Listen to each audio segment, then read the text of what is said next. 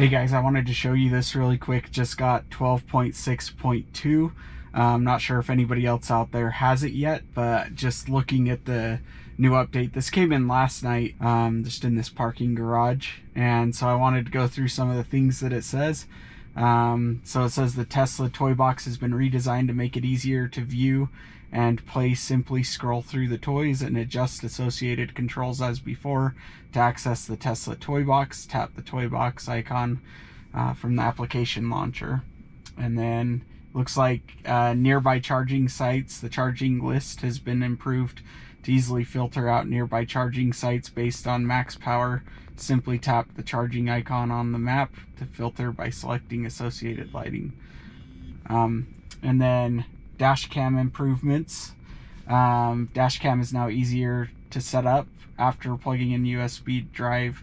Tap control safety and security, format USB drive to format and create the associated folders in the dash cam. Note, formatting the USB drive will also delete any existing clips. So that one actually is nice, because I remember when I first was setting up my USB stick, for whatever reason it took like 13 times before it actually worked, and that was with going through the proper steps on Macintosh. Windows, it seems like it's a little bit easier to do, but even then I plugged it into our Surface and didn't want to work out. And then backgammon improvements made it more difficult, it looks like. It says the playing backgammon against your Tesla is now more difficult. The most difficult level has now been trained with 20+ million games. Challenge your Tesla to a game, and then it gives you the update there. So this one, it looks like it's just, dash cam improvements, the charging sites, and toy box and games. I'll be interested to see what other improvements have been made, just because usually they hide a few things in there with how it's driving. As you can see, the previous notes.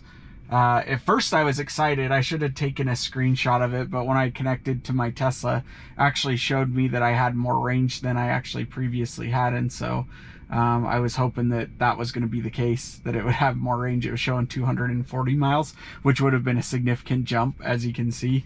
But that must have just been a glitch when I opened up my app. But yeah, I wanted to make sure you guys saw this, and I'm going to test out some of the places I've previously driven to see how the improvements are.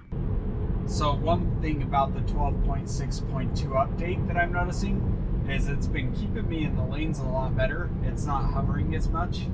The other thing that I noticed, and I don't know, I think you guys can probably tell right here, well, that did that weird speed limit ramp though. I'm on, if you look at this, I'm on 1 car length behind, but it keeps going to like 2 to 3 car lengths, and it's never done that. So like, it's not speeding up to stay at the pace of the person in front of me as well as it usually would, which is kind of interesting. I've never had any of the updates do that before.